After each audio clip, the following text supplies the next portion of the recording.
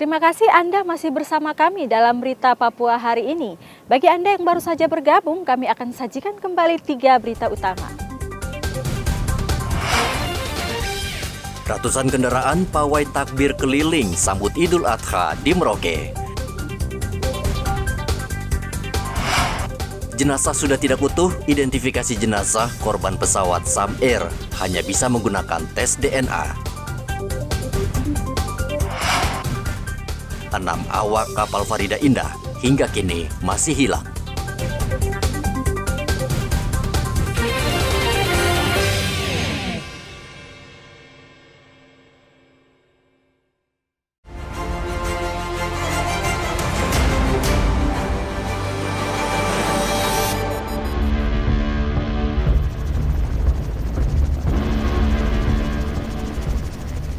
Tim SAR gabungan akhirnya berhasil mengevakuasi 6 korban pesawat Sam Air yang jatuh di Kabupaten Yalimo, Provinsi Papua Pegunungan.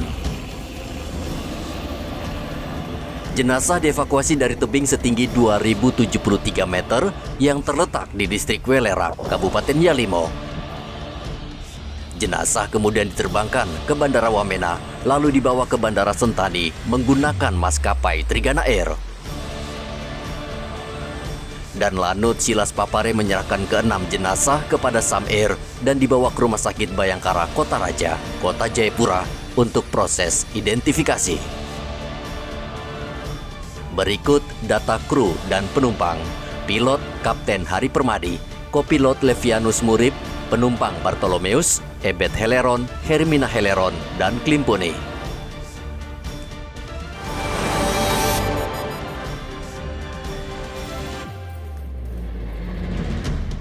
Polisi meringkus 3 orang yang diduga terlibat kasus perdagangan orang.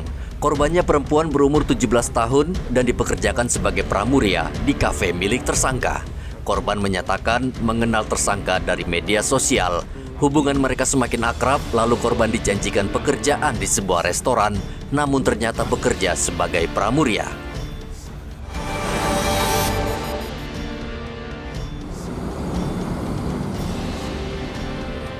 Kantor Imigrasi Merauke menangkap 9 warga Papua Nugini yang masuk ke Indonesia secara gelap atau ilegal. Setelah menjalani pemeriksaan, mereka langsung dideportasi ke negara asalnya, Papua Nugini. Ke-9 warga Papua Nugini masuk ke Indonesia melalui laut dan berencana membeli barang-barang Indonesia untuk kembali dibawa pulang ke negaranya. Ke-9 warga Papua Nugini tersebut dipulangkan melalui pintu PLBN Sota.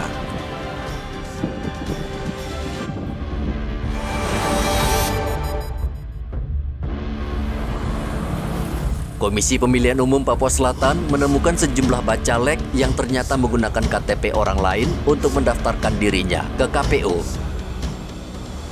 Selain itu, KPU juga menemukan banyak bacalek yang tidak memahami berkas yang ia serahkan ke KPU, dan berkas dibuat terkesan asal-asalan dan tidak cermat.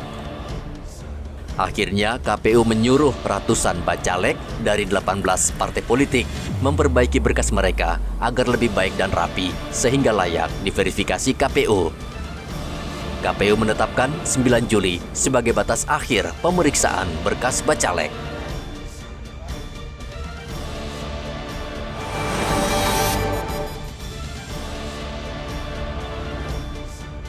Kapal dengan muatan bahan bangunan beserta 8 kru hilang di perairan Timika. Tim SAR saat ini sedang mencari keberadaan kapal naas tersebut yang bertolak dari Timika pada Senin 19 Juni lalu. Tim SAR dibagi 2. Satu tim menyisir sepanjang bibir pantai Timika hingga Pulau Tiga yang berbatasan antara Timika dan Asmat. Sedangkan satu tim lagi menyusuri jalur laut sejauh 120 km.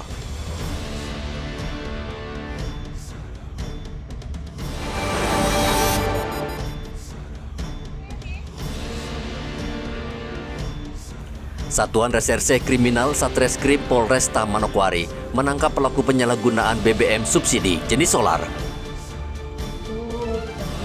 Modus yang dilakukan pelaku membeli BBM di SPBU Jalan Baru dan SPBU Sowi.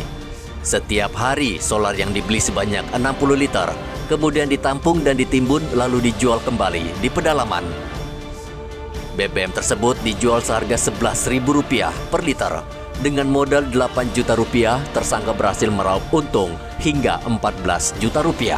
Dari tangan tersangka, polisi menyita 35 jerigen solar dengan total berisi 1,2 ton BBM.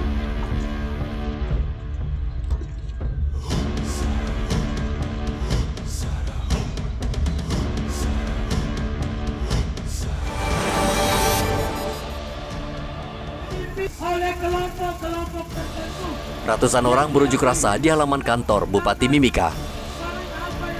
Mereka memprotes penunjukan Valentino Sudaryanto sebagai penjabat Bupati Mimika menggantikan Johannes Retop.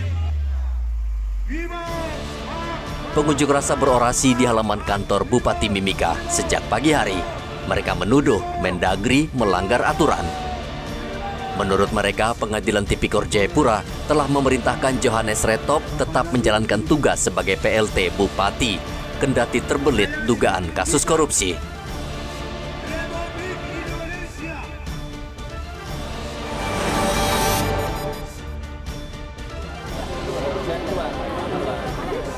Beras di Merauke saat ini benar-benar sulit.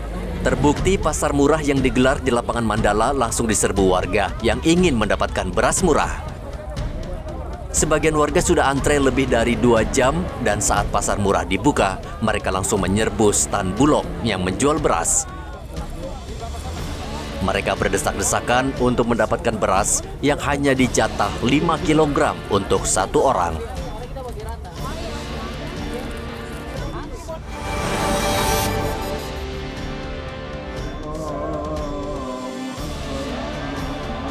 Ribuan warga Muhammadiyah di Merauke melaksanakan sholat Idul Adha di halaman kantor Bupati Merauke, Papua Selatan.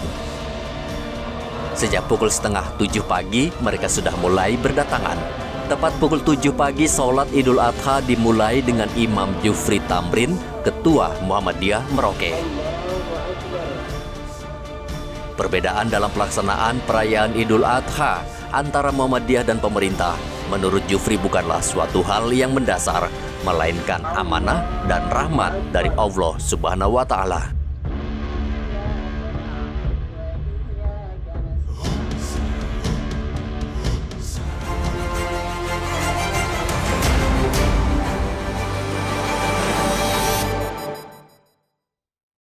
Informasi tadi sekaligus menutup jumpa kita dalam Berita Papua hari ini. Saya Yunrum Barar bersama tim redaksi mengucapkan terima kasih atas perhatian Anda. Selamat pagi dan sampai jumpa. Wanyambe.